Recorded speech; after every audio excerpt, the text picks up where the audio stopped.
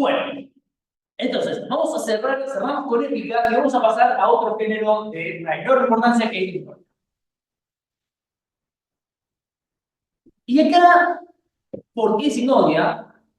Y porque no es tan automático como cuando digo épica, es importante empezar primero entendiendo qué es la himnodia. ¿A qué nos referimos cuando hablamos de himnodia? Y por qué es un género de considerable importancia. Lo primero que tenemos que recordar es que es muy probable que los griegos usaran mucho más himnos que épicas. El himno era ubicuo en la vida de ellos. Los griegos cantaban a los dioses todo el tiempo y constantemente.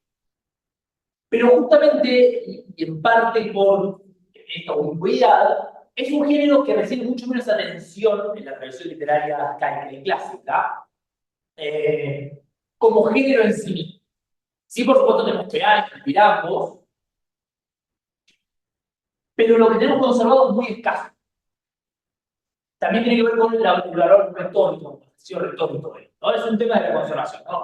Digamos, esto puede ser un tema de la conservación. Lo importante es que nuestras fuentes no representan adecuadamente lo que sería y lo que representaría el himno en la tradición griega.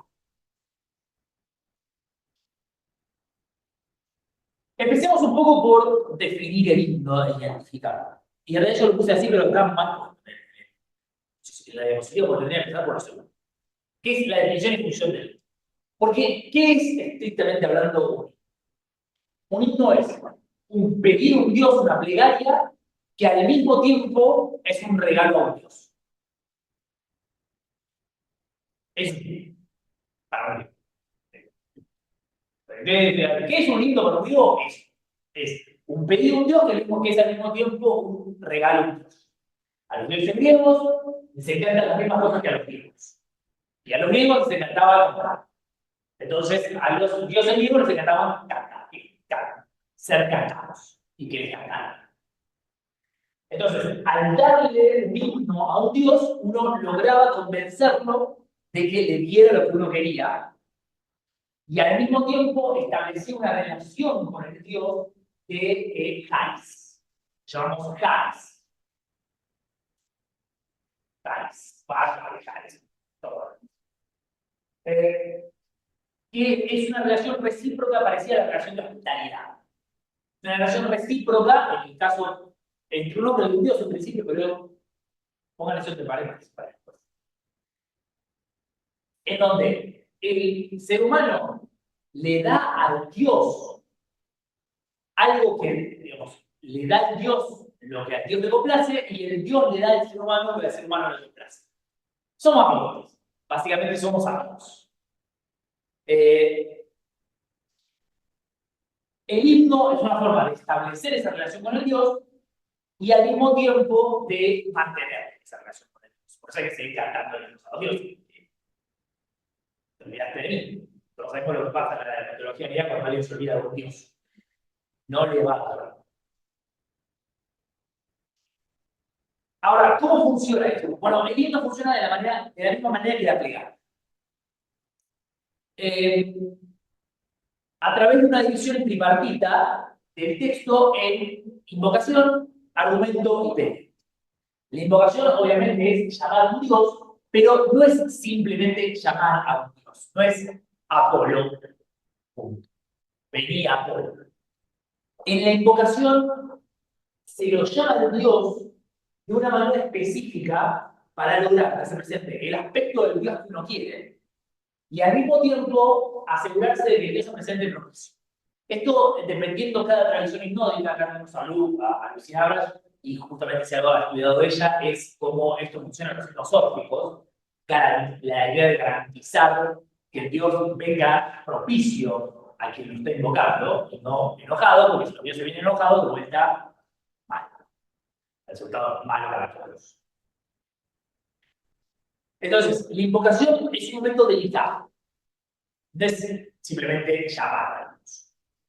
La segunda parte, el argumento, es el núcleo de la estrategia que utiliza el cantor o los cantores para convencer al Dios, para complacer al Dios. En algunos himnos, Se utilizan las estrategias típicas de la plegaria del tipo dautes. Da porque diste antes en el pasado, o da un. No, perdón, yo he citado doutes. Doutes, estoy diciendo. Da un tenístico. Da un tenístico porque vos me diste algo antes en el pasado, da otra vez ahora, porque justamente estos, por ejemplo, crisis en el principio de Ilíada, la lógica es, ya estamos en una relación de Harris. Si antes me concediste algo, ahora me lo tenés que conceder de vuelta porque somos amigos. Zafo en el perfecto. Si somos amigos, dame lo que te estoy pidiendo ahora, porque somos amigos. Porque ya me demostraste en el pasado que somos amigos. Entonces, yo te doy algo para que ustedes. Típicamente acompañamos un sacrificio con un tipo de ofrenda contigo.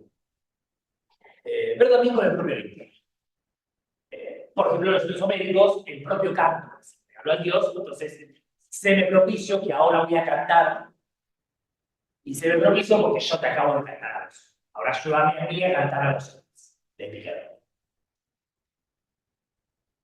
Pero otro argumento, y es el argumento más común, es no necesariamente decir algo de esto, sino simplemente celebrar al Dios, contando una historia sobre Dios y su poder. Que eso es lo que encontramos en toda la tradición de Dios. Normalmente se suele decir que estos son rasgos típicos del principio de Dios, pero es falso. Ustedes van a los peajes de Píndaro, los peajes de Píndaro se la pasan contando historia de algo. O sea, no es lo normal que se cuente la historia de los dioses, y lo vamos a ver claramente en Catimaco también, aunque ya son lindos hexamétricos. Vamos a ver. Y justamente esto me lleva a la diferenciación entre dos tipos de himnos bastante establecida en la crítica, los himnos líricos y los himnos hexamétricos. Hay una diferencia que es obvia y está en el nombre, es irrefutable, y es que hay algunos himnos que se componían en metros líricos y otros himnos que se componían en hexámetro, de lo que nosotros tenemos. Tenemos los himnos homéricos, estamos hablando de época arcaica, ¿no? Los himnos homéricos están compuestos en hexámetro, punto. Y tenemos un montón de himnos de Carima, por Safo, Aquílogo, que están compuestos en metros líricos. Esa es una diferenciación clara e irrefutable. Pero sobre esa diferenciación suele construirse un subsistema de diferenciaciones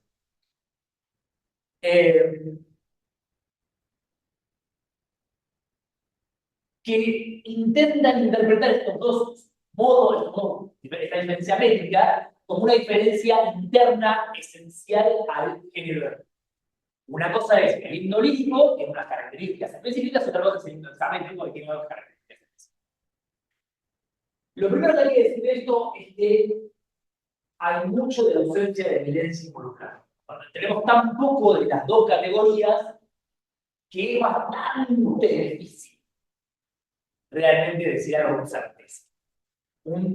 Pero, para poner un ejemplo, aspecto típico es señalar que los himnos hexamétricos son himnos narrativos, donde se cuenta una historia de Dios, algo que no pasa en los himnos líricos, donde hay una referencia o alusiones a la historia de Dios, pero no hay narración. Esto es problemático por un par de razones, pero una de las razones más interesantes para mí es la colección de ditirampos narrativos. Que son ditirampos. Los ditirampos son un tipo de himno, son reconocidos como un tipo de himno. Y es todo narrativo y no son de Dios a que se supone que se está cantando. Con lo cual tenemos un problema grave ahí, pero bueno, tampoco tiene estructura tripartita, así que la cosa es complicada por varias razones. Pero de vuelta, hay si bien la diferenciación en la fuente de texto que nosotros tenemos parece estar funcionando, también es cierto que es un criterio raro, porque depende de aquella narración. Otro criterio, y este sí es importante, porque esto sí es algo que vamos a ver de manera más marcada, es la diferencia entre himnos líricos que son ocasionales, compuestos para una ocasión específica, e himnos hexamétricos que son no ocasionales, que valen para cualquier ocasión. Y el gran tema es que esta diferencia es es muy importante y es bastante transparente, pero tiene una característica. Y es quién compone el himno hexamétrico y quién compone el himno lírico. El himno hexamétrico es un género rapsódico. Y el rapsoda tiene herramientas compositivas que no son ocasionales.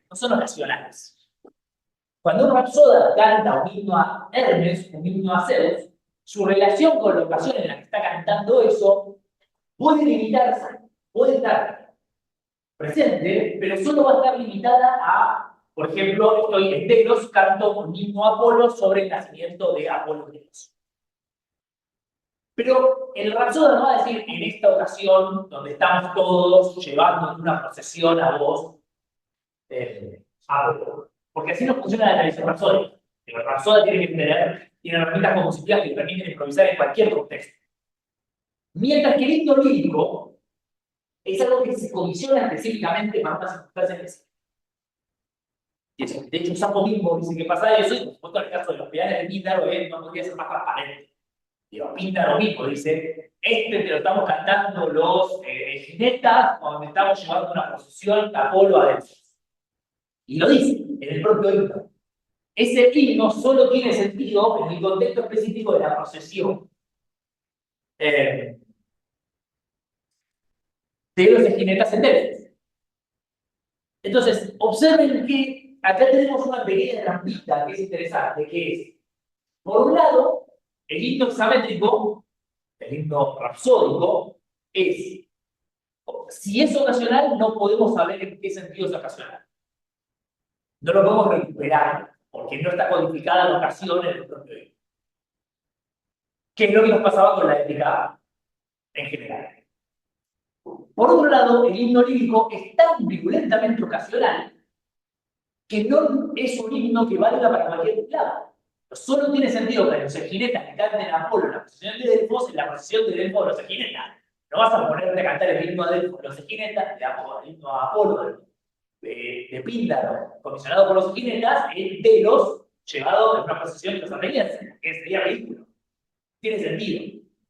Entonces, la tradición nos ofrece dos extremos, no necesariamente los dos extremos, hay varios tipos de himnos, pero nos ofrece dos extremos de modelo histórico, los dos con muchos problemas en su relación con el contexto de performance, para quien los está recibiendo en un periodo de tiempo. Porque por un lado tenemos himnos que son tan profundamente ocasionales que no sirven como cantos de Dios universales. Y por otro, himnos que son tan universales que no sirven como cantos ocasionales para Dios. Por supuesto, a propósito. Pero todo el chiste de Rapsoda era ese, que Cristo le sirviera para cualquier caso. Pero los poetas helenísticos no son rapsodas. Me voy a cansar de decir que los poetas helenísticos no son rapsodas. Pero no lo voy a cansar porque se acaba. No, mentira, se acaba nada. Creo que ya al final del. Bueno, no importa. Sigamos. No son rapsodas, pero rapsodizaban sus ojos. No son rapsodas, pero rapsodeaban. Rapsodia. No, pero tampoco rapsodeaban. Son rapsodas, pero la movían. Pero fingían bien. Sí, ese es el. No son rapsodas, pero fingían bien. Entonces, esta oposición, y esto es particularmente interesante, esta es una oposición que es muy complicada fuera de la caracterización métrica, y sería mucho más complicada si tuviéramos más evidencia, casi con absoluta certeza.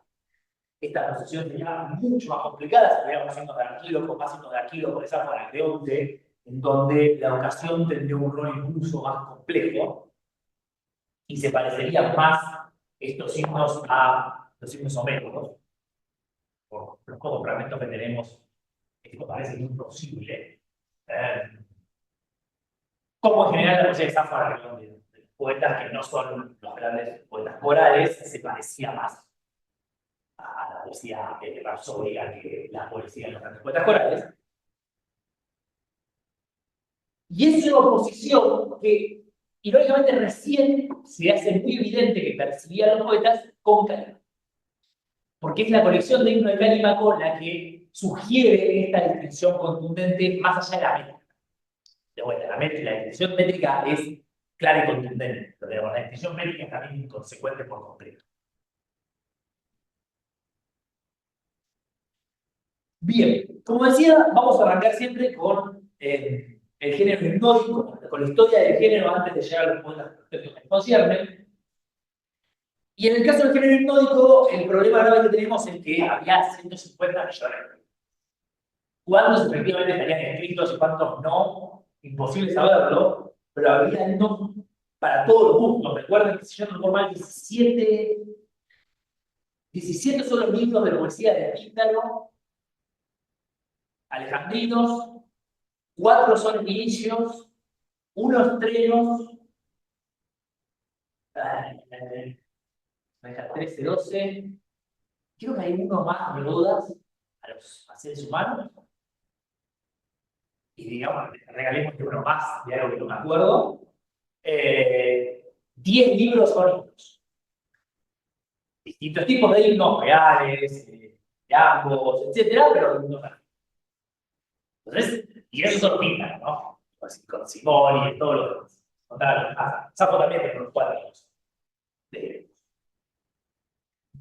Pero de lo que podemos reconstruir, hay un montón de poesía de carácter epigráfico, y hay un montón de papiros.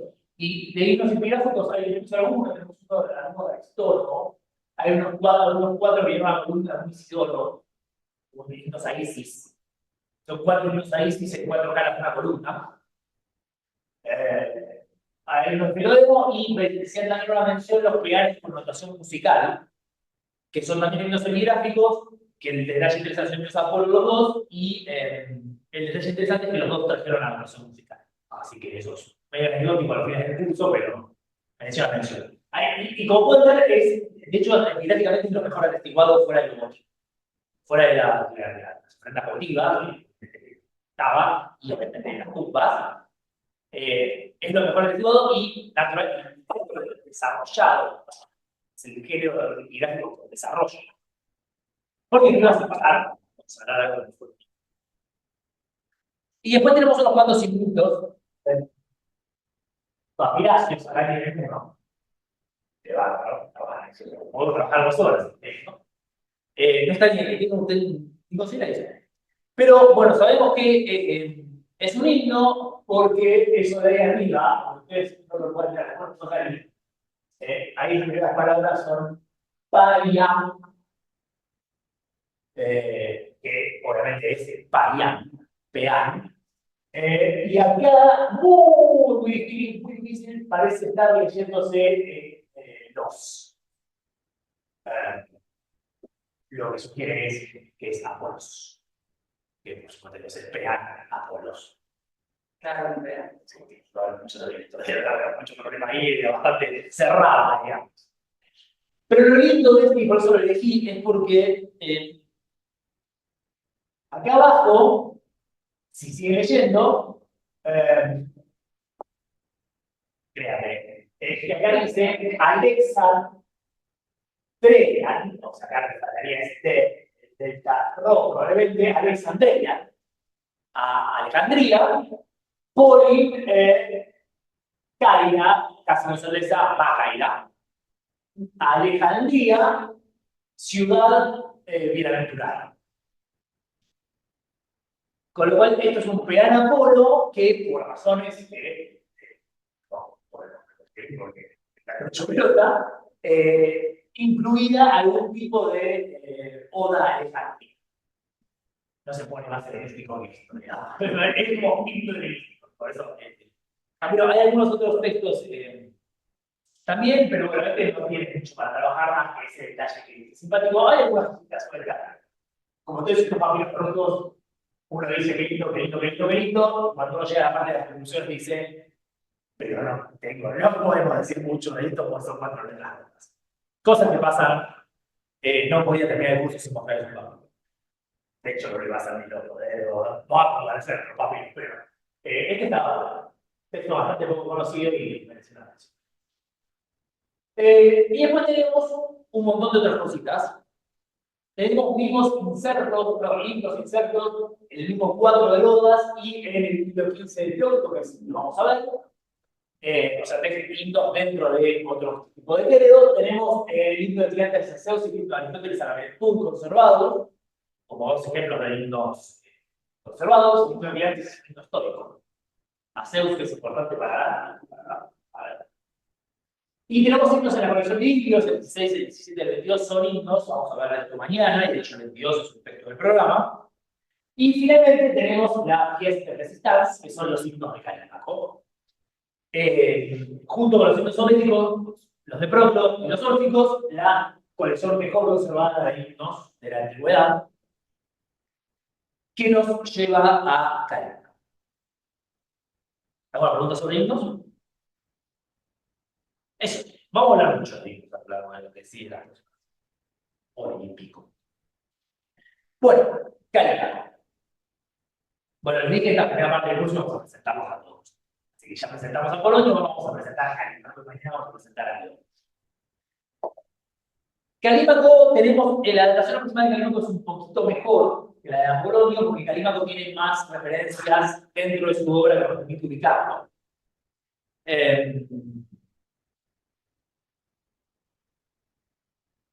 Más o menos, por supuesto, siempre más o menos en las adaptaciones, pero 305, 240 es un número bastante razonable para Calímaco. Puede moverse 5 años para un lado, 5 años para el otro, quizás 10, siendo generoso. Pero más o menos está. Si se acuerdan de la de Apolonio, es muy parecido. Todos van a ser muy parecidos. Todos van a vivir más o menos en el mismo periodo.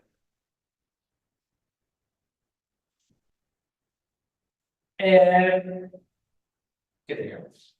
Bueno, respecto a la vida de Calímaco, adivinen, no sabemos nada. Sí sabemos que era de Cirene. Eso sí lo sabemos porque él mismo lo dice. Lo dice de una manera clara y contundente, tanto lo dice varias veces, no solo lo dice, sino que lo dice varias veces. O sea que entiendan que soy de Cirene, la cosa que a Calímaco le tenía que dejar clarísimo. Pero no sabemos mucho más. Ciertamente que vivió en Alejandría es posible que no haya vivido en Alejandría. Sería la integridad de pensar que Calímaco no vivió en Alejandría. Pero eso es más o menos todo. Medio acuerdo de que no fue director de la biblioteca. Algunos, sí, eso como todo el mundo se sorprende. Pero, y en algunas listas está, pero en las listas donde está son bastante tardías y dan como medio la sensación de que era como esa reacción. Che, Calímaco no puede partir director de la biblioteca. Y lo metían en el medio de la ruta, ¿no? Por la ruta. Sí. Pero la lista de director de la biblioteca no es no sé. Pero trabajó en la biblioteca seguro. Y eso es todo. Básicamente, ahí termina. Lo que sabemos de Calímaco es eso. La fecha que nació en Cirene y que vivió en Alejandría. Y medio fin. Pero lo que sí tenemos de Calímaco es, o sea, no lo tenemos, pero sí sabemos que tenía, es una colección, una obra vastísima y diversa. Y piensen la comparada sobre todo con la de Apolonio, que vimos hace un rato, que era las argonáuticas y algunos poemas de las nacionales. El muchacho Calímaco tiene un curso, los Alpia, y ya, sí, no es poca cosa, ya con eso se podría haber cuidado. Pero después los Alpia compuso los himnos, después los Alpia, ¿no? Además los Alpia, compuso himnos, los 6 himnos que nosotros tenemos, como ven, por supuesto, de la colección de Llambos, unos 50 y pico, si yo no recuerdo mal, epigramas que tenemos, seguramente había muchos más. El poema tipo La Écale, que vamos a ver más adelante del curso, y unos cuantos poemitas menores, líricos y de otro tipo, que tenemos en algunos casos fragmentarios, en otros casos no lo tenemos, solamente con esos títulos. Pero era prolífico, y era prolífico, pero a otro, por eso no era director, fue director. Es como, nadie llega de caro si trabaja, ¿no? Ese es el problema. Entonces Calímaco no llegó a ser director de la biblioteca porque estaba muy ocupado haciendo cosas útiles. Sabemos que tiene tratados sobre geografía y mitología. Muy probablemente muchos de estos tratados de mitología de Calímaco compilaran versiones mitológicas secundarias, menores y locales, que es lo que hacen los Actia, quizás sirvieron a otros, y los pinaques, que es un socotropo. Es una compilación y resumen de toda la literatura griega anterior a él. Porque había que hacerlo. Alguien tenía que hacerlo, recuerden que no había resumen, no había Wikipedia, no había Rincón del Vago, y digo, Calímaco es el inventor, pero lo único sentido es que Calímaco es el gran inventor de Rincón del Vago. Ustedes quieren tener un programa de literatura griega, acá están los pinaques. Y en los pinaques contaban, incluía. Sófocles compuso todas estas obras e incluía un resumen de cada una de las obras. Así que era así.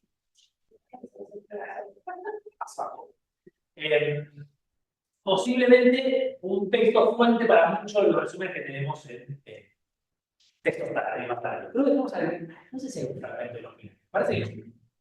También es cierto que sería difícil de identificar. No estaría escrito en estilo Calímaco, sería básicamente. Quizás los resúmenes de la vida que tenemos que de ahí. La idea era que se entendiera, ¿no? Todo. Pero como pueden ver, le gustaba. Los campos de papiro se desplazaban al paso del Calímaco.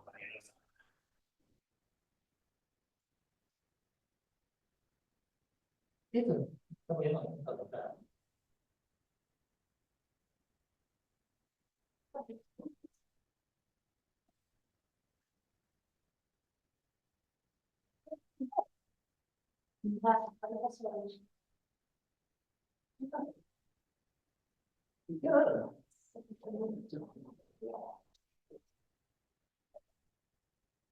No, perdón, tenemos un pequeño problema técnico. No, esta está conectada. No, no es el año, el problema es nuestro. Es esta que está. ¿Por qué no ahora 24 minutos? Para, ¿está apagada la zapatilla? No, yo la quería pasar con el todo, ¿no? Sí. Sí. Nada más necesito que está conectada a la zapatilla y me está tomando que tiene carga. Aguanta, no. Y luego se cuál es el problema. Que la compu no se está cargando. Ah, Podemos desenchufarla y enchufarla en otro lado. vamos a enchufar. Ahí en la pared, ¿no? Ahí creo. ¿Cuál es?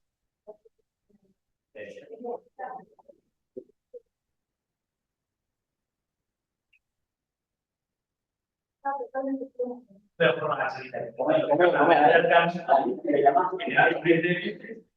Tiene que ir de la mano. Cada vez lo quito. Pero.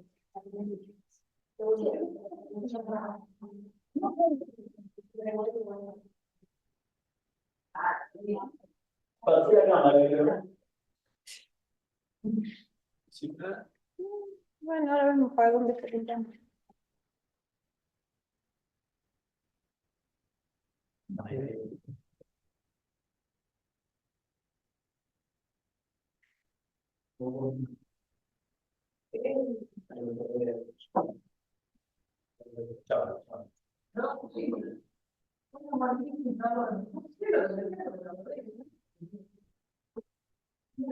Ahí está, escucha. Tampoco auténtica. Está oscura. Eso sí que no. Como ver el helado.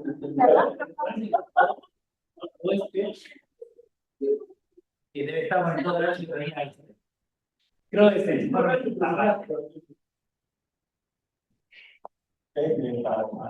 Ahora, tiene mucho de costumbre.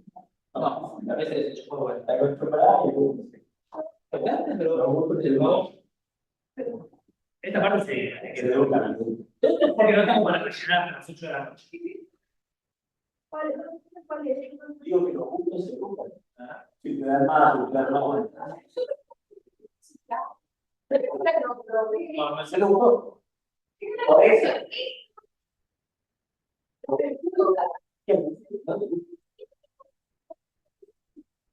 sea, pero sentir con azúcar, sin azúcar, y le dio la computadora. Yo le estoy diciendo que sí, no es gran cosa, y que te gusta como la costumbre.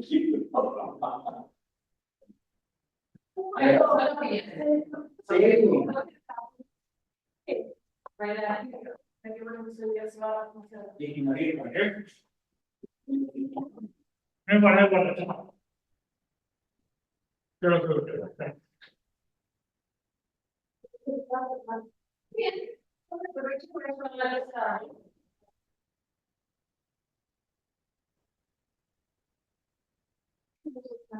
¿Querés que cambie la taza esta de la ley? ¿Lo pintamos? Bueno,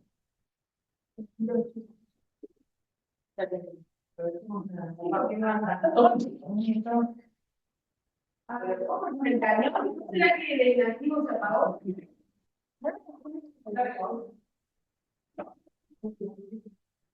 no, también. Todo me pasa a mí por no contar que no confiar en que la computadora lo guarda. Ah, sea.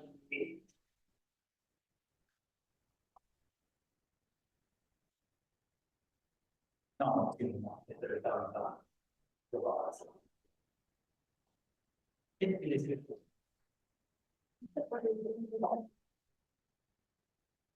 No. ¿Cuál es la misma para el resto? Ah, no, es. No, el cañón está conectado a la de a la otra. Claro, la dejan conectado ahí para que está reciente. Y traté de conectar el canal directamente, no me lo toma. ¿Querés que llame a...? No. Esto sí. No. Esto sí. ¿Cómo se conecta tanto? No entiendo, si esto es el mismo, ¿por qué es? Esto es el que gana. Si quieres, esto es comprar. Ah, no tengo que lado. A ver, ¿cómo te lo Un pacto por el canal. Bueno, ¿sabes qué? Igual, cuando tocamos ahí, en cuanto tocamos ahí, dejó de... Es algo que ver con esos pacientes. ¿Se habrá apagado esa rodilla? Yo te digo que cambia de lugar, ahora está igual, No, lo enchufó más. Estaba ahí. ya lo vi. ¿Sí? Ah, no.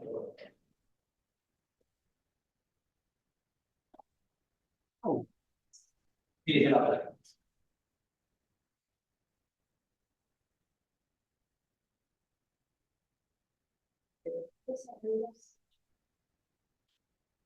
Vamos a saludar Ah.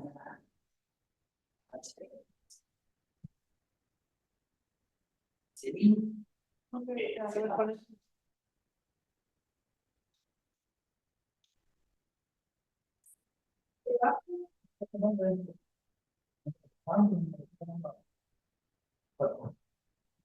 No pasa nada. Ah, sí, va a pasar. Pero sí. ¿Por qué no está funcionando? Decime por qué no está funcionando. Revélame tu secreto. ¿El tiempo qué?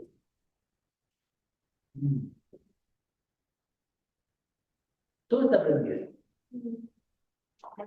Pero cuando conecto esto, no me detecta nada. ¿Por qué no?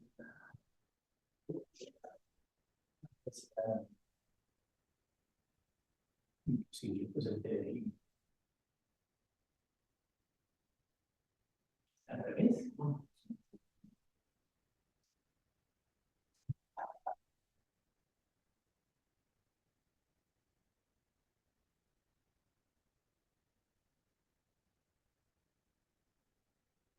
Pero,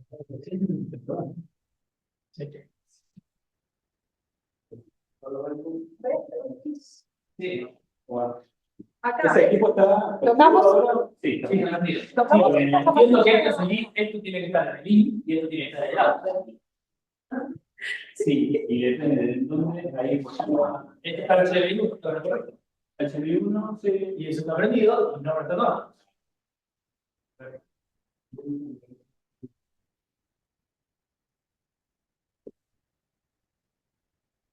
Ah, mira, se estaba enseñando HTML. A ver, ¿puedo mostrar eso? Me sigue dando galletitas.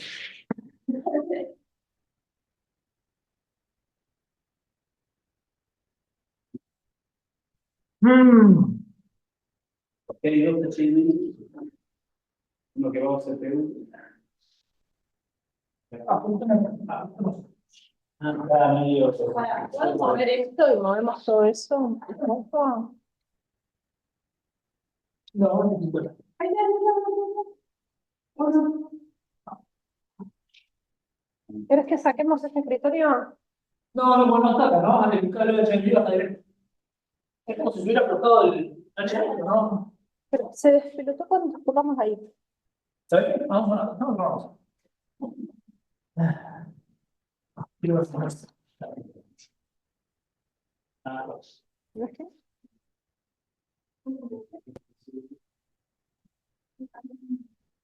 Sí, pero no quiero el video. No, están ampliar y no quiero el video. De verdad, se haya jodido, mira, lo venimos usando hace 6 horas.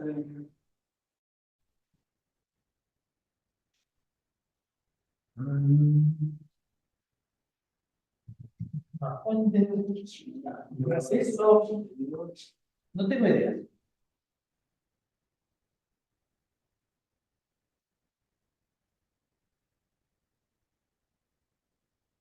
¿Sabes qué? Ahora vamos al proyector y los. ¿Sabes qué? Estaba pensando en eso. Cuando uno se queda sin ideas, hay que apagar el internet. No lo habíamos hecho todavía. Puede ser que lo hayamos hecho y después lo dejemos. Sí, pero. Había 3 galletitas originalmente. Me volví a tirar una galletita. Me volví a tirar una No, no. Te dejé 4.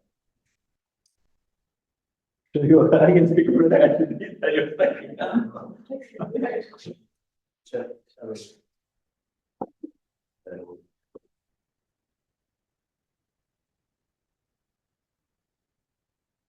Mira. No, llámate a la Zeus.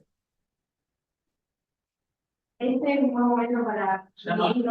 Me debo haber olvidado de algún dios. Hubo un dios que me olvidé, del que me olvidé y. El desconocido.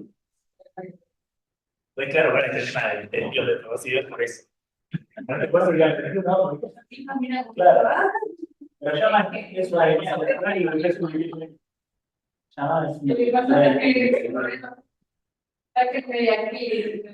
No, es que está de modo de.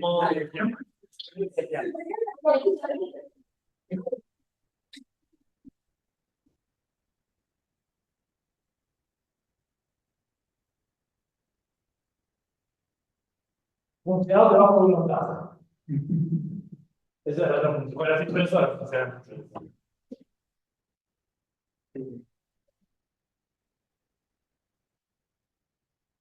Mirá vos. Y todo se resume en que aprendí la palabra. No, gracias. ¿Qué comen ustedes? ¿Qué comen ustedes que parecen a nosotros? Bueno.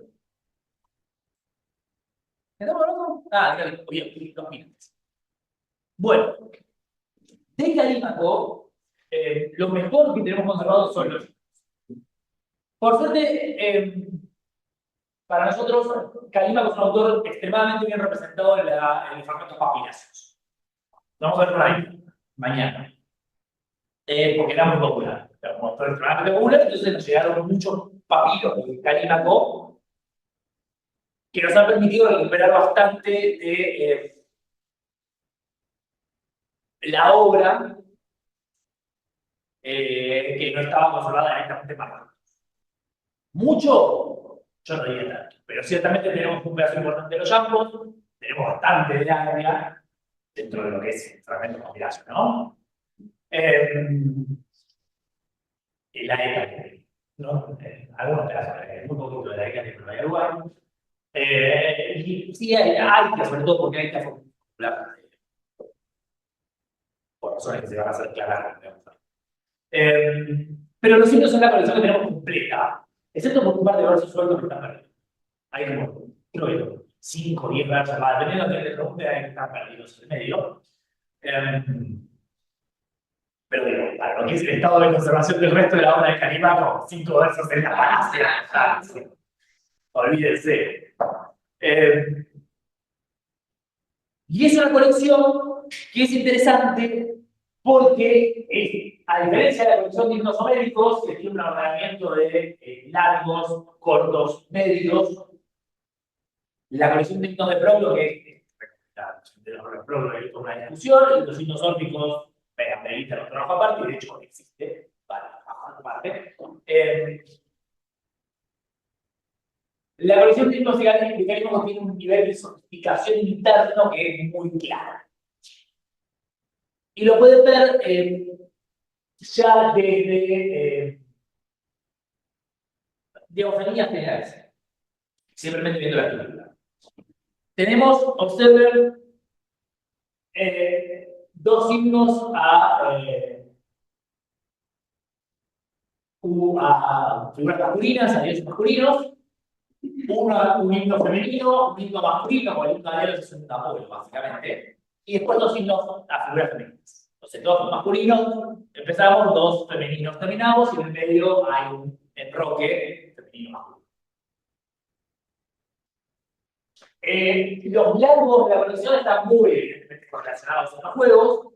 Tenemos 96 y 113 en el himno Zeus y el himno Apolo, 268, 326 en las himnos Atlas, o sea, dos himnos relativamente breves, dos himnos relativamente largos, y en el medio dos himnos relativamente medianos, tirando breves. Medianos, los primeros son también medianos, son himnos homéricos, pero bueno, frente a los otros que son más largos. Y fíjense que de hecho es 142 y 138. Está al lado. Ahí está la reza.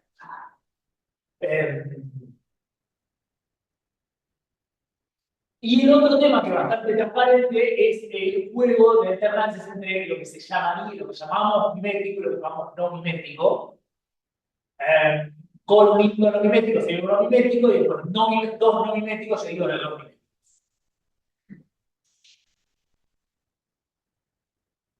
Bien.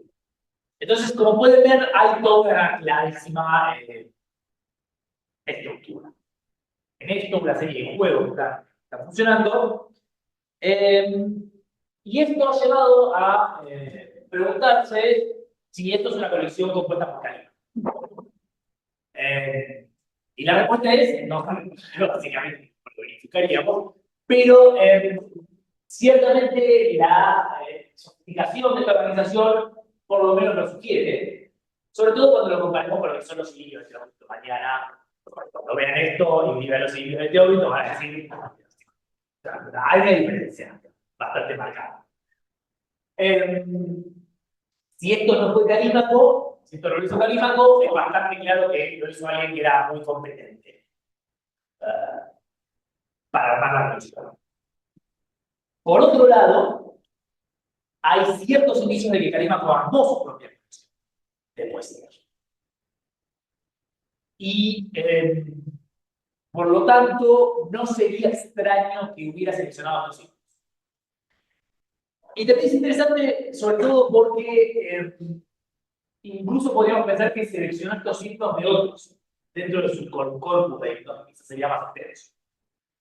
No tenemos evidencia para demostrar eso, pero digo, para un autor de lo prolífico que era Calímaco, no sería tan raro pensar que Calímaco más de 6 himnos y que simplemente estos 6 son los que quiso dejar en su colección oficial.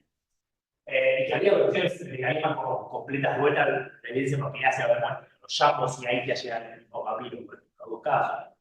Algunas otras correlaciones, creo que Eka también tiene una parte compartidas.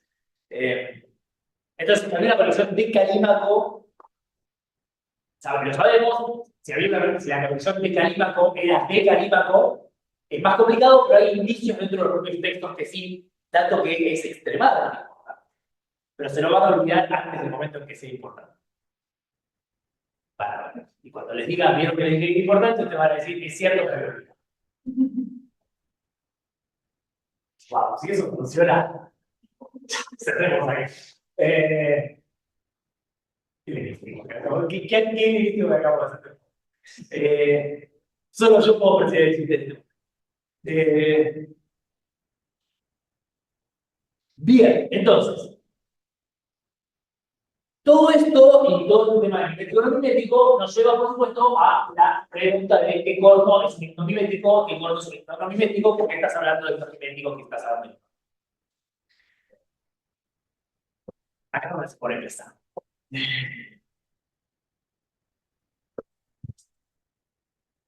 Cuando vamos a la colección de himnos mecánicos, hay una diferenciación que es bastante contundente, que es esta que está marcada en los himnos miméticos y que es irrefutable. Nadie en su sano juicio cuestionaría que esta división existe. Porque está. Yo personalmente, y lo digo habiendo intentado. Habiendo intentado refutar que esta división existe, les puedo garantizar que existe. Porque los himnos miméticos y los himnos no miméticos hacen cosas que son muy diferentes. Y violentamente diferentes. Diferentes al punto que vos decís, si no entendés que estos textos están haciendo cosas diferentes, no entendés lo que está pasando.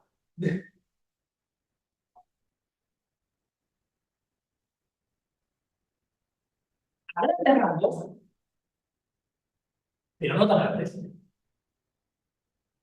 Vean cómo mis posiciones, estoy más tirado contra la pared, pero este es un tema sensible. Entonces, la pared porque puede golpearme la violencia.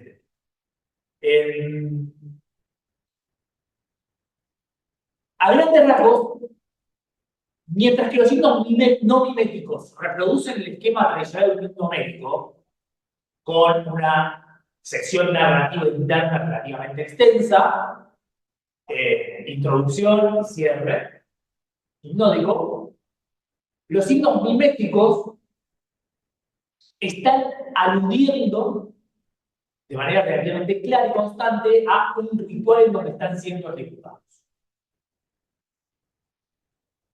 Lo vamos a ver de manera bastante clara y contundente el himno a Apolo y el himno a Delos, de hecho, sí.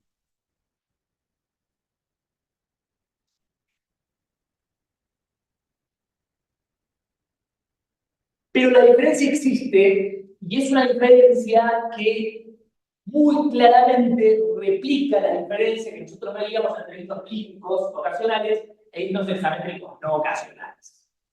Pero ¿cuál es la trampa de esto? Que esta reproducción de la diferencia no implica que los himnos miméticos sean no performativos y los himnos no miméticos sean no performativos. No lean la tesis. Porque esto sobre esto. Los himnos no miméticos presuponen un sistema compositivo que es diferente en términos de su concepción de la performance a los himnos miméticos, pero al mismo tiempo, los himnos miméticos, pero no como están haciendo un himno están guiñando el ojo a el sistema performativo de la lírica, mientras que los himnos no miméticos se construyen a sí mismos como himnos líricos, pero al mismo tiempo le está guiñando el ojo al modo narrativo de los himnos no miméticos. Y lo vamos a ver muy transparentemente en el himno de Año de Paz.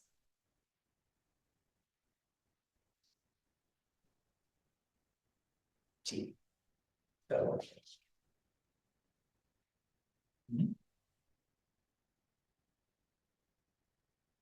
Ah, bueno. Está bien. Perdón. Bueno, entonces, ¿qué por ahí? Ahí vamos a ver cómo funciona esto del himno a Delos y el himno a Apolo.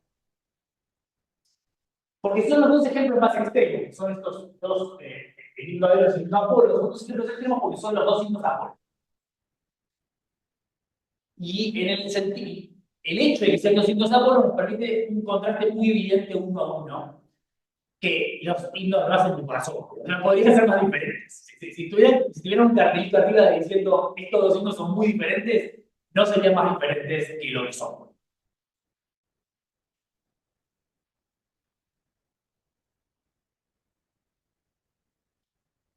No, la portuguesa. Bien. No. Ok. En términos de su estructura, los dos reproducen la estructura tradicional, porque todos los signos de carisma conocen la estructura de himno tradicional. Por un modo de tradicional, por casos, como el de himnos. Tenemos el himno Adelos, perdón. Ahí te compartieron el título, ¿verdad? Sí, lo tengo acá. El de arriba es el 4, el de abajo es el 2. No, mira, bueno, no se confunda.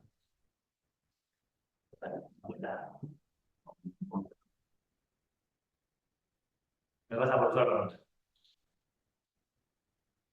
El de arriba, el himno Adelos, tenemos una invocación en los versos 1 a 10. Tenemos el argumento en los versos 11 a 324 y tenemos el pedido en los versos 325 a 326.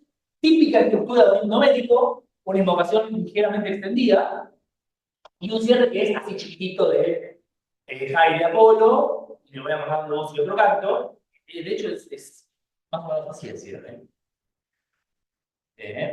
Ahora lo vamos a averiguar, pero.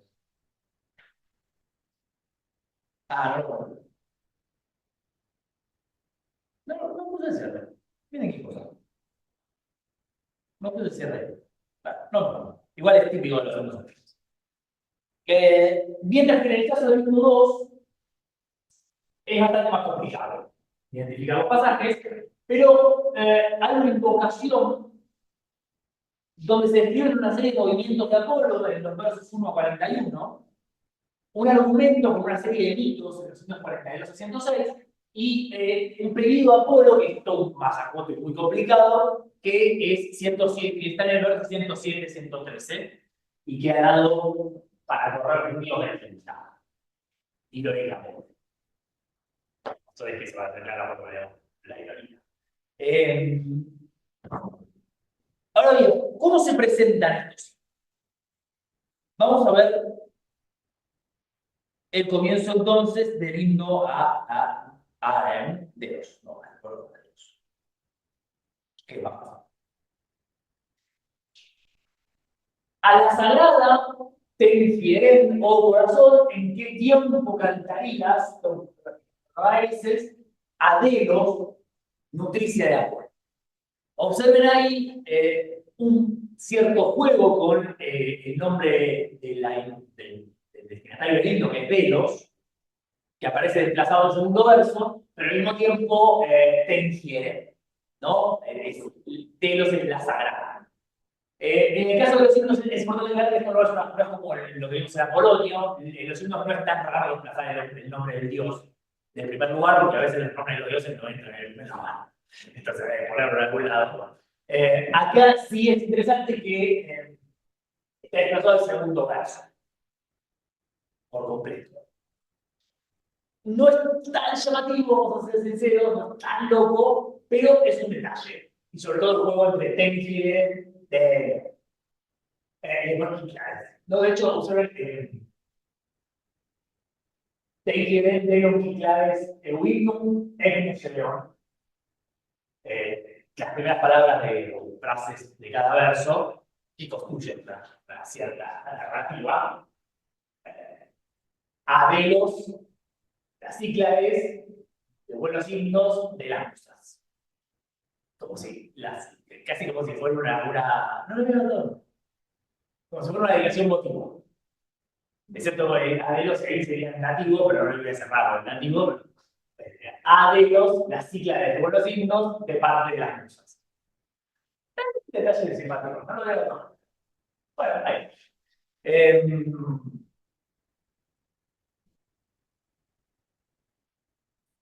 Bueno, entonces, anuncia que le va a cantar a Delos, anuncia que le va a cantar a Delos, ubica a Delos en el contexto de las Cíclades y explica por qué es importante cantar a Delos. Porque es el lugar de nacimiento de Apolo. Lo que establece, obviamente, el himno como un himno a Apolo, que es lo que es.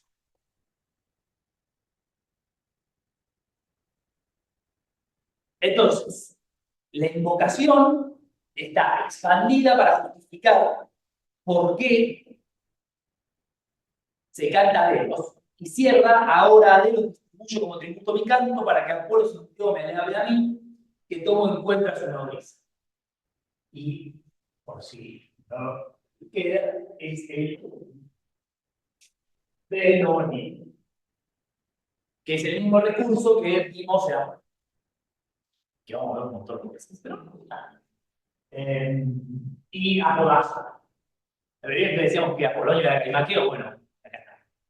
De Noni, hoy mes Apodazo. Entonces, aquí hay obviamente la construcción de una performance rapsódica, otra vez, típica de un himno, que replica el esquema del himno métrico. Esto puede ser una performance en telos, perfectamente, pero no nos dan marcas específicas de la ocasión en donde está. Tampoco nos dan marcas específicas que nos permitan rechazar que esto fue cantado. Contrastemos esto con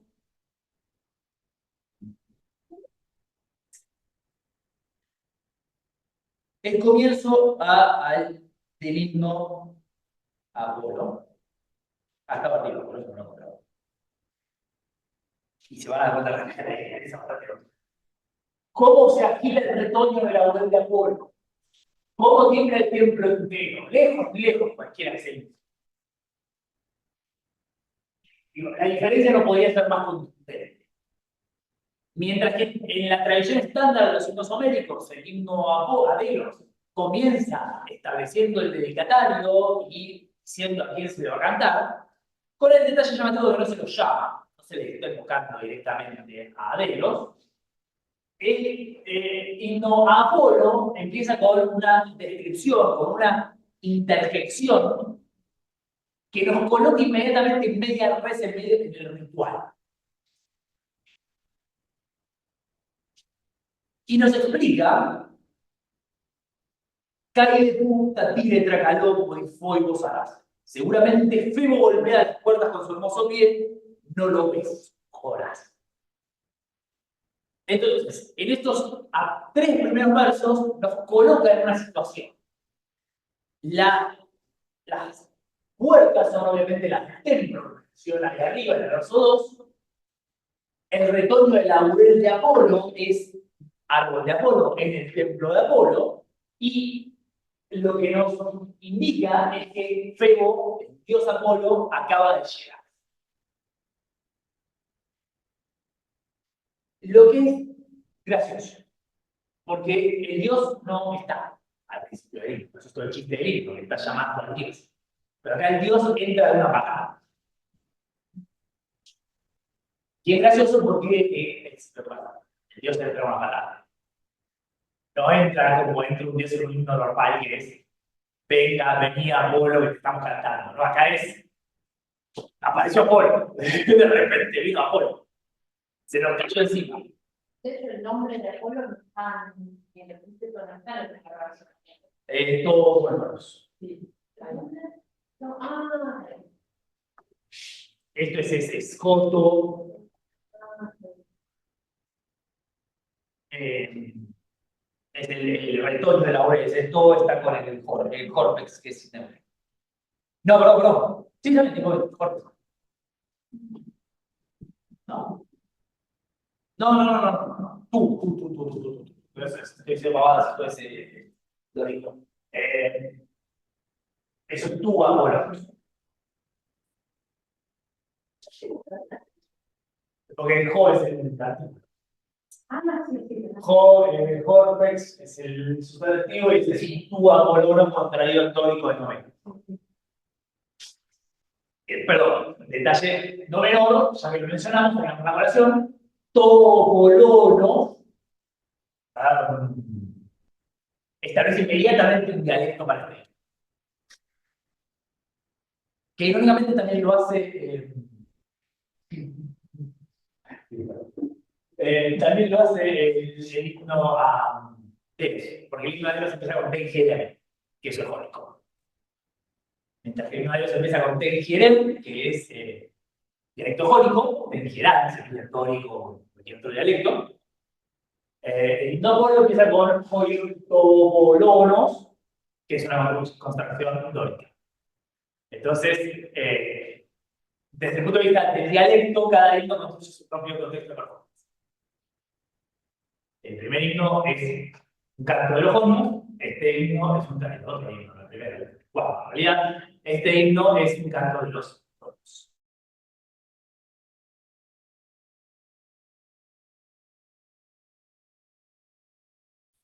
Y de hecho es claro, un canto de los novios, porque todo. Pero si te quedó alguno, para anticiparlo, lo tira en la primera, en la tercera, en la cuarta. En la cuarta sílaba del himno ya sabes que. Y en la cuarta sílaba del otro himno también sabes que es muy loco. En la cuarta sílaba de los dos himnos sabes que es del dialecto, de dónde se está ubicando dialectalmente y culturalmente cada himno. Ah, era bueno.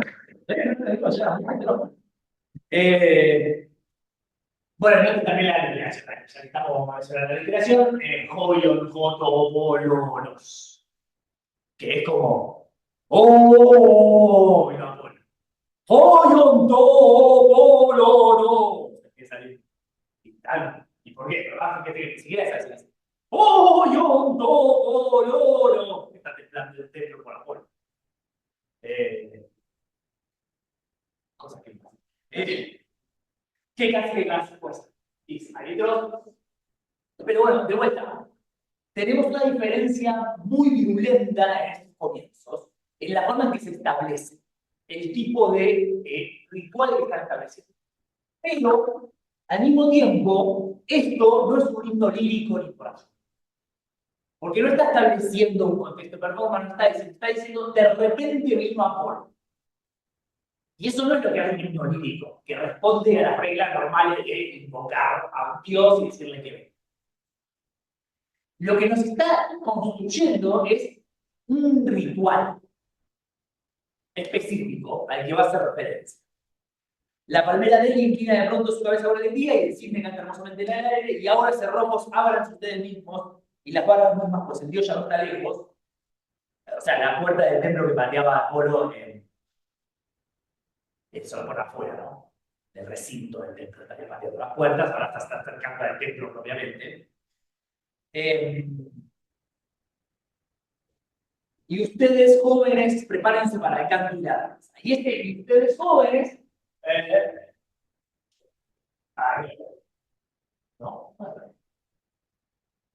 Joyeleo.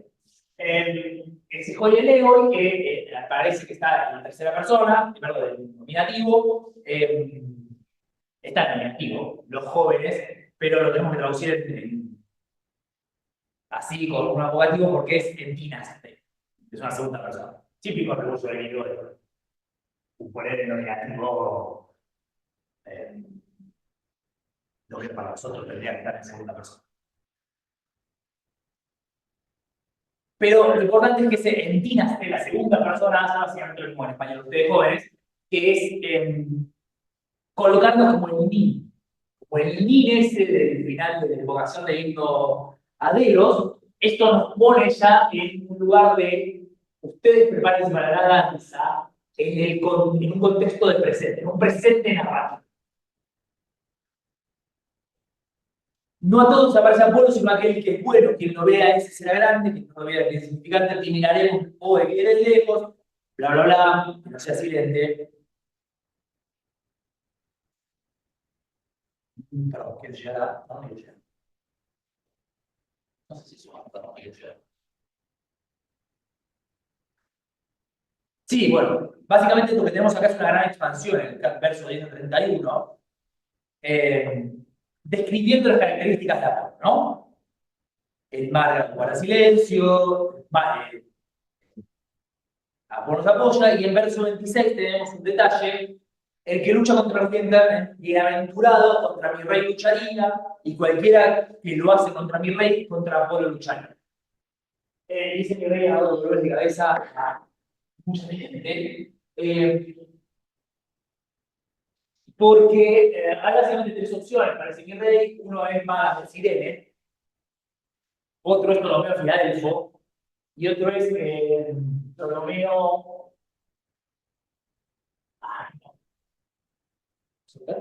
No, bueno, es el Ptolomeo, uno de la línea de los Ptolomeos. Es otro que se llama Ptolomeo, que fue rey de Cirene después de Magas, antes de que fuera intentado absorber a Cirene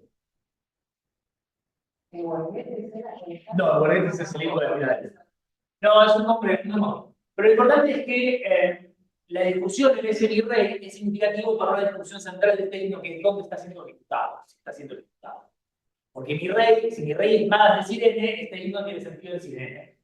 Pero si mi rey tiene sentido en mi rey Ptolomeo, esto es en Alejandría. Y últimamente, la opción que más ha ganado terreno es no lo dice a propósito. No es que no lo dice porque todos entienden, no lo dice porque de esta manera va a tener una ambigüedad. Una ambigüedad, entre paréntesis, era conveniente incluso si estaba en Cirene, porque alguien tuvo un problema con el tema de que quiere la Cirene, con bajas todavía. Entonces, es como atajarse. Bueno, mi rey aún si estuviera en Cirene. Pero lo importante es que no lo dice, y eso le da a ese virrey un grado de ambigüedad muy considerable. Sobre todo porque en el himno a Delos, el himno a Dios de los digo que hay una alaba a Ptolomeo que es muy. Es una alaba no, hay una alaba a Ptolomeo. Hay una parte que se alaba a Ptolomeo explícitamente. Así que no hay muchas dudas de que, por una parte, esta colección de himnos se está jugando con el halago a los Ptolomeos. Bueno, entonces, continuamos con Apolo, pero el coro no le cantará a Febo tan solo un día, pues es de buen himno. ¿Quién no le cantaría a Febo fácilmente? Y a partir de acá, para Apolo son dorados el manto y la túnica, en la lira del Bacagán, doradas las sandalias, pues Apolo es con oro, y contiene, bla, bla, bla, siempre bello, siempre joven. Todo esto es la descripción de la estatua de Apolo en el templo. O sea, ahora nos dijo que Apolo está viniendo y ahora se nos describe a la estatua de Apolo, que está en el templo donde estaba, que es una estatua de oro, ¿no? Pero, cuando llegamos al verso 42, nadie está abierto en el arte como Apolo, seguimos más o menos en el mismo tono. Aquel le tocó el hombre arquero, aquel cantor, pues a Febo se envenenaron tanto el arco como el arco, y de aquel solo profecías de los adivinos, y por Febo pueden los médicos instruidos, bla, bla, bla. Invocamos a Febo también como nómino, desde aquello. Y acá es donde la cosa se pone problemática. Porque lo que empieza a hacer a partir de este momento es empezar a narrar mitos sobre Apolo. Que es lo que encontramos en Piedades de Píndaro, pero rompe completamente la lógica de la secuencia que viene con el halago a Apolo contextual. Ahora entramos ya sutilmente en un himno que responde a las reglas tradicionales. Que es en el argumento, en la parte central, contamos himnos sobre Apolo. Después la breve introducción, tenemos la sabiduría de Andreto, después la construcción del altar en Delos, la colonización de Cirene, el casamiento con Cirene y el asesinato de Pito en Delfos. Noten que esto mezcla poco. Y es importante que se mezcle todo porque diluye un poco la afiliación específica con Cirene. Se mencionan Delos, Delfos y después finalmente Cirene. Y ahí la cuestión de Cirene es donde nos permite colocar esto en Cirene, y ese yo te llamo Carnero del verso 71, para mí ese es el modo patrio, es una de las cosas que me permite decir que Calímaco es Macora de Cirene. Porque lo está diciendo, básicamente es Cirene. Más o menos tenemos eso. Este hizo bastante. Y se cuenta típicamente en el modelo de los peanes el origen de, para el cierre, el origen del término peán. Una anécdota que está en el himno homérico Apolo. Y el peán escuchamos porque este primer cantar encontró con la tía del pueblo delfico cuando mostró el lanzamiento del eco del bordado Salva, ¿no? Que es la idea de que aparece acá abajo, en 103, Ie Paguedon, Gie los edificios de la verdad, ¿no? Que Gie es del verbo Gie, cosa que no es, bajo un concepto. Pero era la etimología popular de la palabra.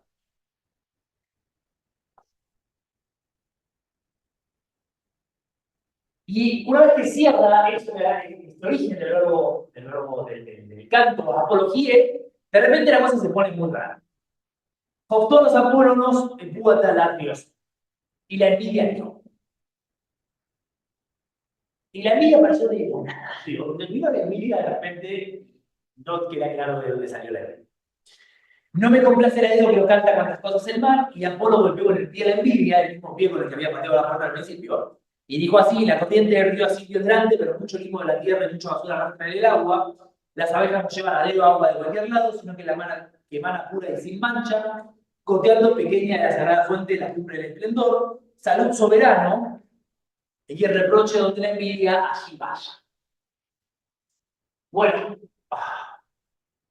grandes y violentas funciones sobre este cierre, pero mientras que en el himno de los, el cierre que como un tonto me olvidé de poner, es un cierre de un himno homérico.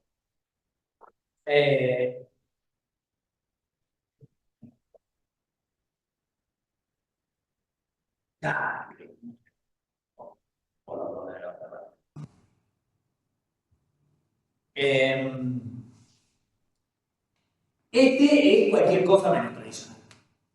Porque acá no se entiende. De repente estamos hablando de Apolo y aparece Daniel.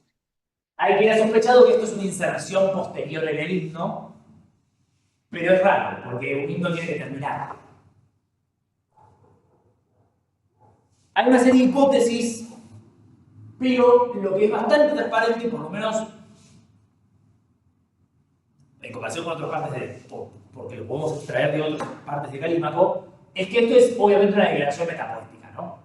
Digo, vas a pasar de no le complace el aire de los ganas del mar.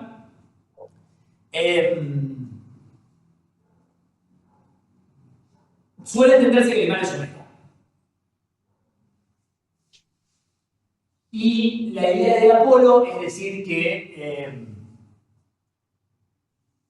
la respuesta de Apolo no es el mar, no es referente al mar, sino al río Asirio como algo grande, pero que es una porquería. O sea, que algo sea grande no significa que sea bueno. El mar no es bueno, y el chiste acá sería que el mar no es bueno por grande, sino porque es puro. Cosa que por otro lado es cierto porque es agua salada. Y ese es el chiste. Está comparando dos ríos de agua que no es salada. El mar, que tiene sal, es mucho más puro que la sal, es un elemento puro, ¿no? Que los ríos. Y interesantemente, esto creo que lo dice al pasar Stroman, pero a mí me gustó, me parece una idea interesante. La corriente del río Asirio, uno lo puede asociar con la asociación de muchas cosas, pero una asociación que no se ha hecho, la hace Stroman y me parece muy buena, es la poesía del Imperio Seleucida. Porque nosotros sabíamos que competían entre sí los poetas de las diferentes cortes. Y el río Asirio es el Éufrates. Bueno, el Éufrates, y es el núcleo de poder del Imperio Seleucida. Y es loco que te hayas hecho esa asociación así como muy obvia de, que yo sepa, yo no le he leído al otro lado. Sí, digamos, el Imperio Seleucida es enorme, pero lo que producen es una porquería. En cambio, nosotros, en Alejandría, somos, somos componemos poquito, pero lo que componemos es bárbaro. Y funciona bastante bien. Lo que pasa es que no tenemos nada de experiencia de Seleucia como para decir, bueno, ¿a qué se estaría refiriendo? Pero sí tenemos un epigrama de un autor justamente diciendo más o menos lo contrario. Digamos, hablando de Alejandría con esas cosas, más o menos, no es esto, pero más o menos es Alejandría llena de cotorros que cargan en sus jaulas. Que ahí viene el título del libro de Stroman, The Birdcage of the Muses. Y es un epigrama de un autor de Seleucia hablando de la poesía de Alejandría, básicamente diciendo esa porquería de un montón de pajaritos que cantan en jaulas. Entonces, este tipo de intercambios eran posibles, lo eran, no les voy a resolver el problema, pero sí les quiero plantear en términos de, para reflexionar, el problema de cómo este cierre revienta lo que se venía haciendo antes. Porque mientras que el texto empieza estableciendo un contexto performativo ritual claro y contundente, el templo de Apolo, que se va terminando, que progresivamente se hace más evidente como el templo de Apolo en Cirene, y las fiestas se vuelven progresivamente más claras como las fiestas carnelias, este final no podría estar más lejos de un cierre de un himno lírico. Porque vuela por los aires cualquier tipo de filiación con un contexto de performance, con el contexto de performance donde estaba. Ahora, ¿esto significa que este himno no puede haber sido cantado en Cirene? No, por supuesto que podría haber sido cantado. Pero el problema no es si fue cantado o no fue cantado. El problema es que haya sido cantado o no haya sido cantado, está hecho para que el espacio, el contexto que está construyendo sea autocontradictorio. Y ese es un poco el punto. Y lo mismo vemos en el himno a Delos, en menor medida.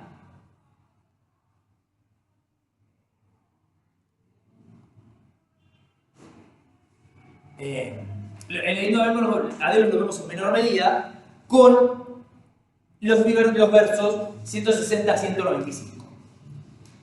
Este es el segmento del himno en donde se está relatando cómo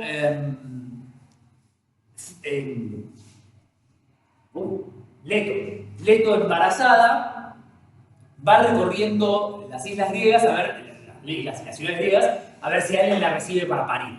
Y como él había dicho que iba a reventar a cualquiera que le permitiera a Leto parir, nadie la recibe, básicamente. No te vas a meter con él, obviamente. Entonces, en medio de este viajecito, llegan a Kos. Y va a bajar en Kos, que parece que la va a recibir, pero la detuvo el discurso de su hijo. Su hijo que es un feto. O sea, es Apolo no nato el que va a decir esto. Que no es poca cosa. Es bastante. Tu madre no quieras parirme aquí, por cierto que no me quejo ni niego esta isla por ser fértil y abundante en ganado como ninguna otra, pero algún otro dios por las mueras destinado para ella ha sido elevada estirpe de salvadores. Y ese elevada estirpe de salvadores, por supuesto, es el hipatongueros Saoterón. Saoterón, que entre paréntesis es una forma jónica homérica de soter, definitivo plural que es soter. ¿Quién es la estirpe de Soter? O decir, queda alguna duda, y de hecho, vamos a ser sinceros, queda alguna duda, porque había varios que se terminaban poniendo Soter.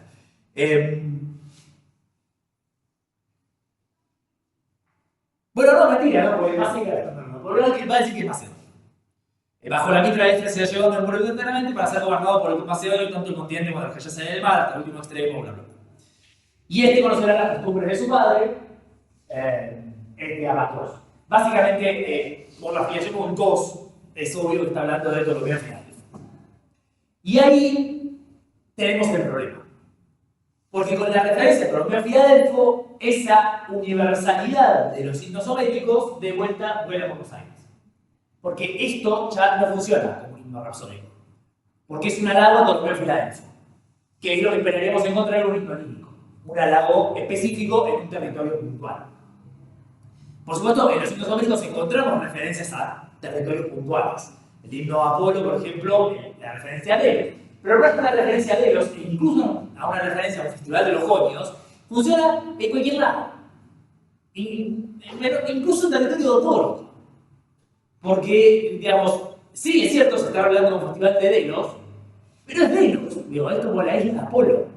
Es algo que en todo Grecia es reconocido como algo de Apolo. No es insignificativo que se mencione Delos para establecer un contexto de performance. Pero al mencionar a Ptolomeo Soter y Ptolomeo Filadelfo, y hablar de Ptolomeo Filadelfo, esto se vuelve imposible fuera de Alejandría. Y el momento específico en donde se está componiendo. Y después acá, esto simplemente lo debo versión porque es una anécdota divertida. Algún día vendrá a nosotros una prueba común más tarde, cuando sobre los helenos la espada bárbara y la celtas levantando los parcientes titanes del extremo occidente, irrumpan semejantes a nubes un buen número de fluctuaciones cuando muchas atraviesan el éter y hay un par de perdidos porque era una ciudad. Un papiro se ve, vas a estar más pronto, la verdad que está y más la versión no cierra. Pero es un dato divertido, porque yo siempre, leyendo la historia de Poesía siempre vas a buscar, bueno, cuándo Ptolomeo fue a luchar contra los celtas. Estos celtas son los gálatas.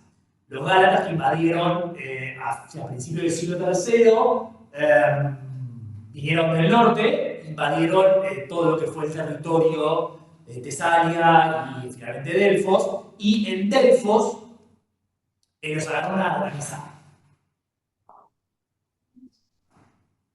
No es que los gálatas se pudieron todo organizar, probablemente no les hizo nada la organizar. De hecho, siguieron de largo y terminaron estableciéndose en Galicia, no en Galicia, en España, sino en Galicia, en Turquía, en Anatolia, en Galatia, en latín.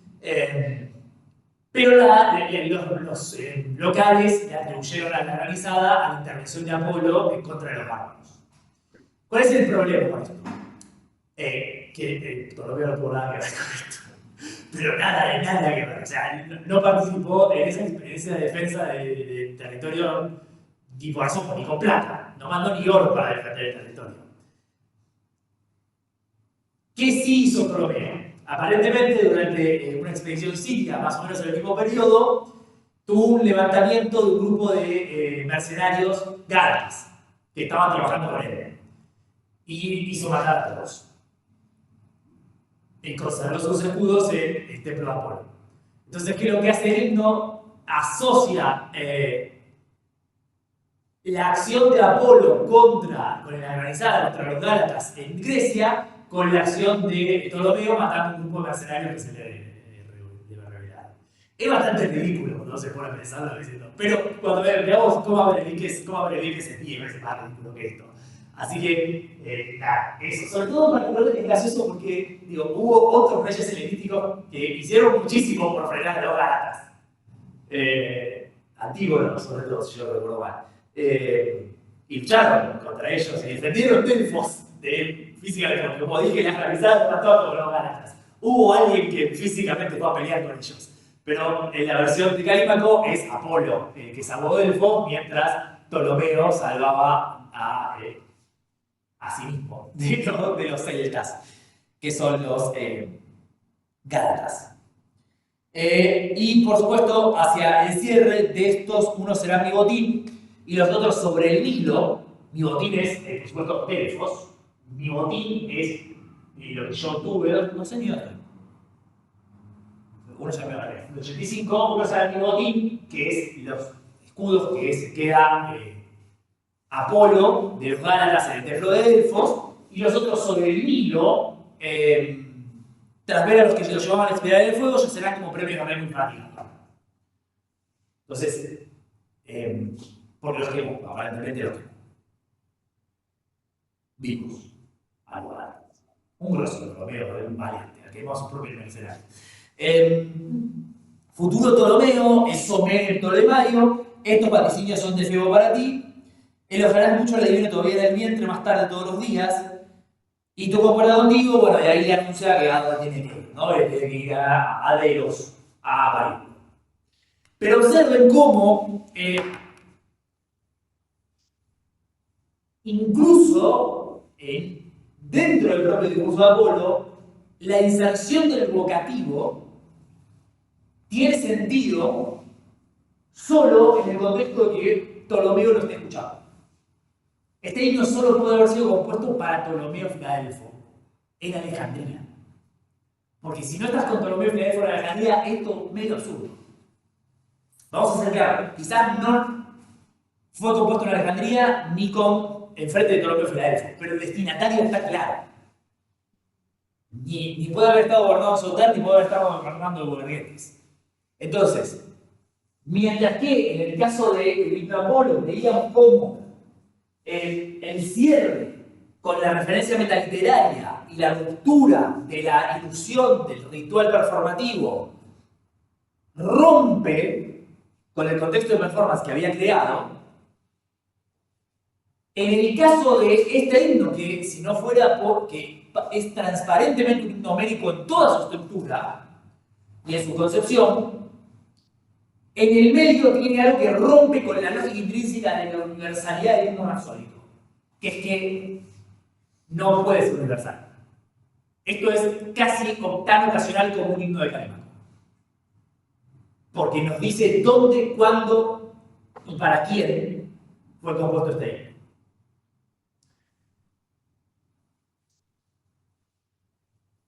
Lo bueno de estos dos ejemplos es que son los dos casos más...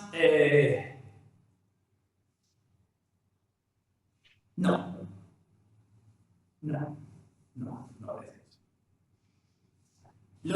son dos casos extremos de un recurso que está todo el tiempo funcionando en la conexión de los himnos, que es la construcción de un contexto claro y transparente que al mismo tiempo se borra con el talón. Y noten que ese ejercicio, y recuerden este ejercicio, porque esto es lo que Calímaco, es el plus que Calímaco le pone a lo que veíamos en Apolonio. En Apolonio veíamos que Apolonio construye a sí mismo como un rapsoda y al mismo tiempo está todo el tiempo está desplazando esa posibilidad. Dice, yo soy un rapsoda, pero no soy un rapsoda. Calímaco construye un contexto de performance acá en el himno, y vamos a verlo de vuelta mañana en el himno a baño de patas, y después te hace algo que hace que sea imposible que ese contexto de performance esté funcionando del todo. Y por eso está todo el tiempo la discusión crítica respecto al himno mimético y al himno no mimético, porque están diseñados para escaparse. No es que es un accidente que hayamos discutido durante 60 años y el himno Apolo es un himno para ser cantado en sirene, no es un himno para ser cantado en sirene. Todo el punto es que no entiendas. O más bien, todo el punto es que una vez que entendiste que está siendo cantado en sirene, porque te lo dice, digas, pero pará, ¿está siendo cantado en sirene o no está siendo cantado en sirene? ¿Qué pasó? Y en el caso del himno de Dios, una vez que se construye con un himno métrico, de repente hace algo que no tiene nada que ver con los himnos hométicos. Lo que te da con una mano, te quita con la otra. Eso es muy caro, y eso es caro. Siempre te está dando quitada. Entonces, vamos a cerrar acá hoy, porque tenía planeado hacer esto mañana, justamente. Bueno, y mañana vamos a arrancar con el libro de Baño de Patas, que es esto con heroica.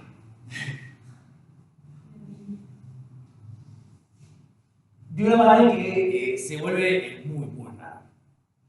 Entonces, terminamos temprano, porque no quise estirar, para ser sincero. No quise estirarlo más. Y les tengo que descansar algo muy largo de muchas clases. Nos vemos mañana a las 9 de la mañana para cerrar Ignovia y después terminaremos con Aitia. A la gente que está en YouTube, muchas gracias por estar. A YouTube, en Zoom. En Zoom, muchas gracias por estar. A la gente que está en YouTube viendo esto, chao, gracias también. Y eso. Hasta mañana. Si no hay ninguna pregunta, ¿no? Hasta todo. No, yo creo que es muy importante, es una cuestión que me quedó. La generalidad o la universalidad del himno Apolo pasaba por todos esos mitos de insertos. Claro, porque justamente, así lo mencionó muy rápido, el himno Apolo, digamos, incluso en una serie de mitos, justamente aleja al himno de Sirene.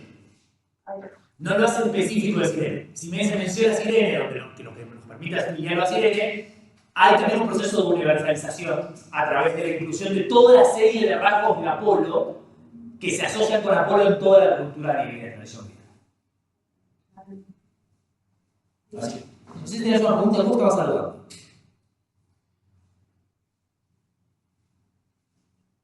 Voy a asumir que estaba saludado. Vale, si tiene una pregunta, me la pueden mandar. Chao. A todos, nos vemos mañana.